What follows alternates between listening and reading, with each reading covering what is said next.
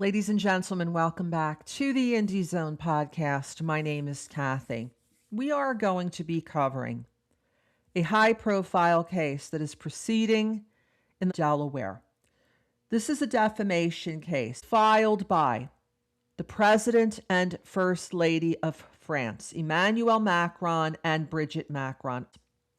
They filed a multiple-count complaint alleging defamation of character. They're demanding a jury trial.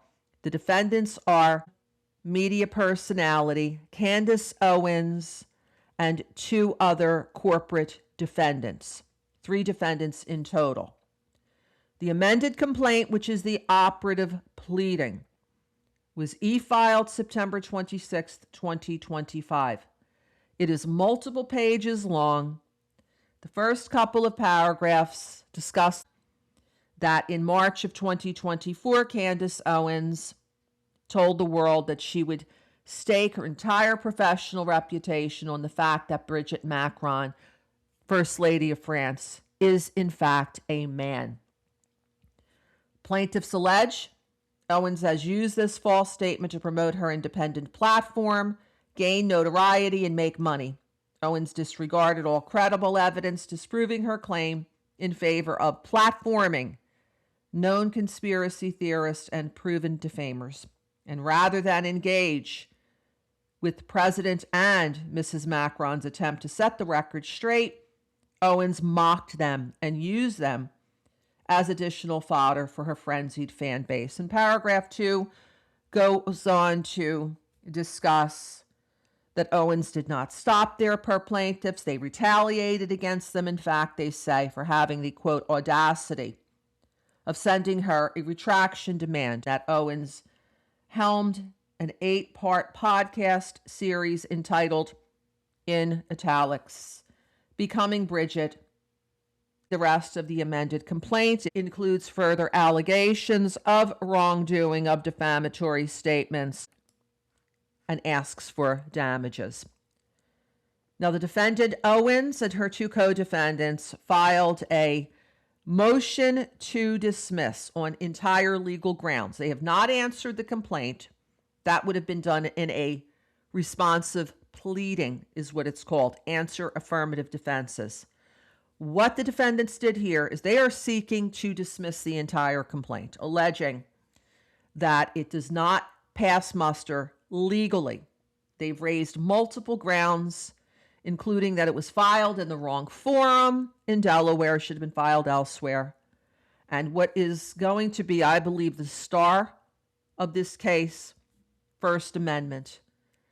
Stating here it was an opinion, and perhaps more importantly for First Amendment issues, is that Owens is a podcaster, a member of the media, a member of the press, and that under the First Amendment, as interpreted by the Supreme Court, there's a higher standard than if these were private parties.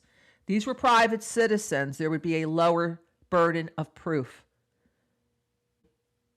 First Amendment requires a heightened burden of showing actual malice, higher standard than in cases against private citizens, for example. It has, in my opinion, been the end of a lot of cases for defamation, and why it's so hard to sue the press for alleged defamation. The plaintiffs came back and filed a response opposing that motion to dismiss and gave grounds why they feel the defendants are incorrect here. The last activity on the docket occurred in December. December 12th saw the filing of a stipulation and agreement providing the defense with the opportunity to file what's called a reply responding to the response opposing the motion to dismiss. Now, it's not as if the Macrons are agreeing with anything that's contained in the motion to dismiss. It's that they're saying, Judge, we have no objection to her filing a reply. And what she asked for was 7,500 word reply, The court granted that stipulation, and Owens was given until January 9th, 2025, this past week, to file that reply. A look at the docket this morning does not show it being docketed as of yet. The next step would be that the court would have to make a ruling on the motion to dismiss to determine whether dismissal is appropriate of this lawsuit or if it should continue, at which time Owens would be required to file that answer to the complaint. We're going to continue to keep you posted as further developments arise. Until next time, this is Kathy. Thank you for joining us here today.